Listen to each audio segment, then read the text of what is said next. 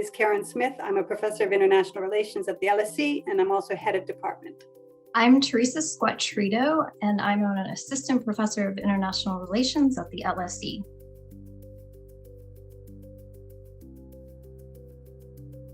So my core research area is the international relations of the European Union. I'm interested in how the European Union engages with the rest of the world. I'm particularly interested in the extent to which the EU pursues so-called ethical policies, such as the promotion of human rights and democracy worldwide. I've done a lot of work on European responses to genocide, and more recently, I've done a lot of work on European Union diplomacy at the United Nations.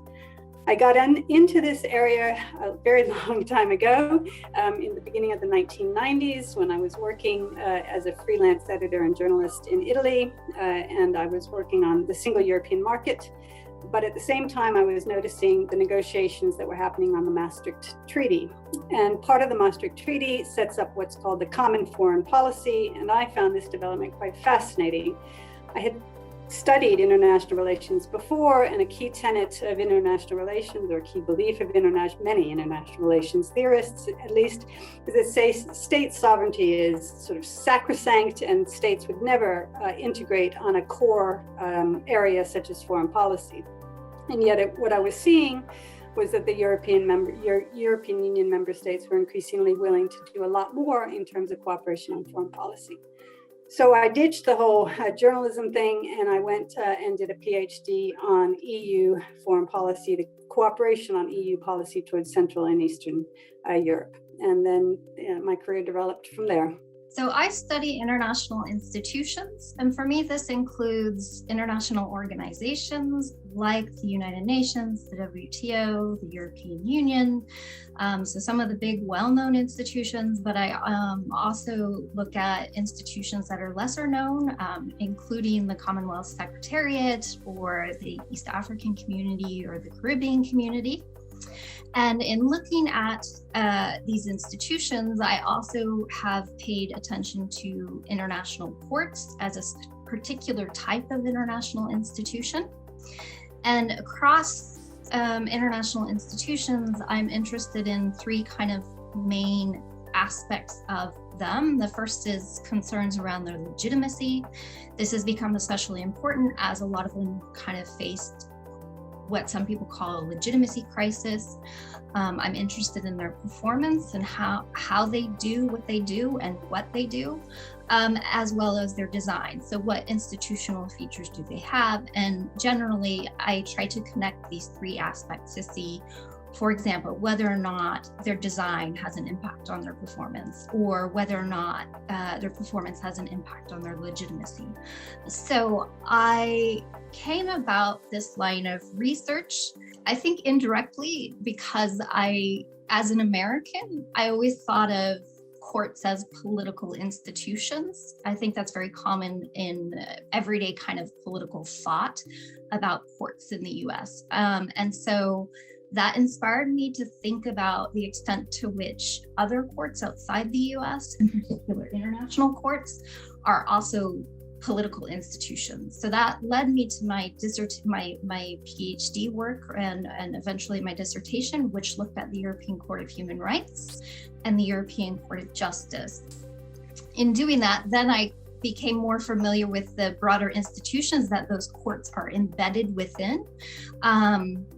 And I also was noting that a lot of the times the research on each of these institutions was derived from only kind of people studying them in isolation of one another. So they would only study the European Court of Justice, or they'd only study the European Court of Human Rights, or only the UN, or only the EU. And I was kind of inspired to think, well, what can we learn about these institutions by comparing them?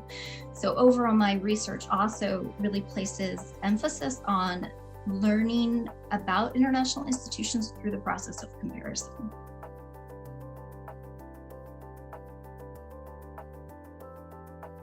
So my research has been of interest to policymakers and observers. The work that I did on European responses to genocide, for example, led to me being appointed a co-chair of a task force on EU prevention of mass atrocities approximately 10 years ago. And we produced a report with recommendations on how the EU could improve or strengthen its activities to try to prevent mass atrocities worldwide. More recently, I've done work on European and other group diplomacy at the United Nations. I did this together with a longtime collaborator in New York. And what we did was we showed that, contrary to a lot of popular belief that the only thing that matters at the United Nations are states, we showed that actually diplomats work not just as sort of national diplomats, but they also seek to work within other groups, such as the European Union or the African Union, or groups that are known as sort of the friends of the responsibility to protect, and so on. And this kind of group diplomacy is a very important aspect of diplomacy at the United Nations. So that work will be of interest to scholars, students, but also observers and possibly diplomats at the United Nations, so they know what they're getting into when they're posted to New York or Geneva, and so on. So I think my research is useful and beneficial for policymakers. So I have done a lot of work on understanding the design of international institutions, and in particular, it comes in two ways. So the first is in terms of design relating to the rules about how international institutions allow civil society actors like NGOs, experts, or whatnot to engage with and participate in international governance processes. In that capacity, I've held conversations or been in dialogue with some international institutions or their staff. So this would include the WTO, as well as the Commonwealth, as they've tried to rethink and potentially reform their policies around access for civil society actors. The other aspect I think that has been quite important for policymakers comes in my work on international courts, where I have also studied their design, so features that relate to their access for civil society, but also things like the institutional safeguards to independence. In this capacity, I've had the opportunity to spend some time in dialogues with policymakers who are working on formulating a new international court in the area of international investment law.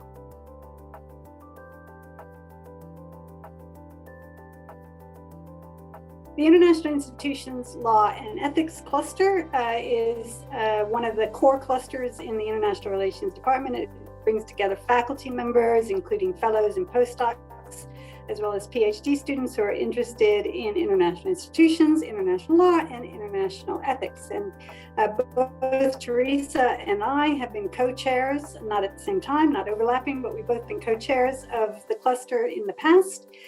So we have a pretty good overview of the kind of research that is presented both by us and other faculty members, as well as by outside speakers. Yes, so I think we've had a pretty wide range of research, which I think actually reflects the content of the cluster overall.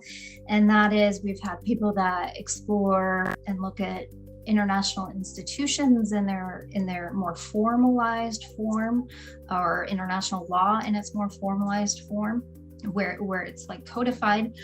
So we've had people that have spoken about security cooperation through NATO and through ASEAN. We've had people that have spoken about the role of new informal institutions, maybe something like the G7, which plays an active role in structuring international policy or interactions between states. We've had people that have looked at Paris Agreement and environmental governance, or climate change cooperation, and how that's manifesting in state policy or not.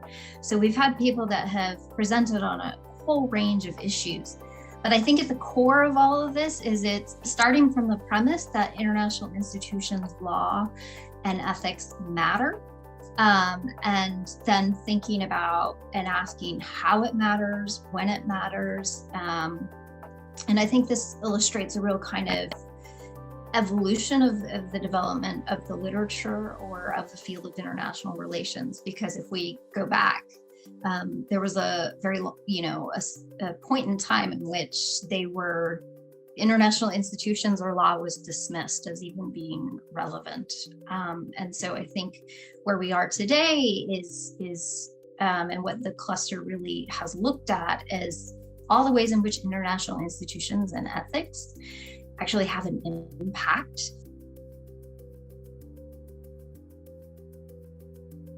I was just thinking that one of the more recent presentations that took place at the cluster, one of the cluster workshops, was in fact on global health and global health cooperation.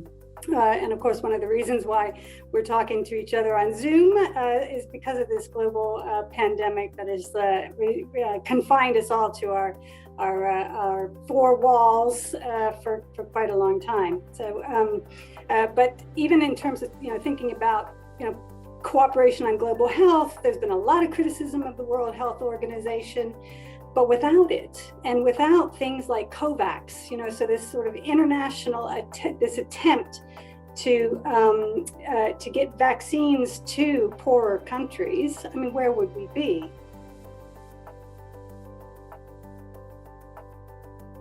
I think that part of what has come out of the cluster is and the broader literature is understanding that international institutions are actors often in their own right. So I know that's a lot of what your work has basically been on, is thinking about how the EU is an international actor. And that resonates exactly with the thing like the World Health Organization. And we've all seen it in throughout the pandemic that it was images we saw, like we can all see the media conference room, right? And so that all of a sudden that gives a sense of a persona behind this institution. And I think that's a big part of what some of us are working on, is thinking about them as actors in their own right, and also as potential means by which problems can be addressed or potentially solved. And I think that's the other kind of thing that unites a lot of us, is seeing international institutions or international law as perhaps means or forums for addressing global problems, whether it be the pandemic or a financial crisis or climate, human rights violations or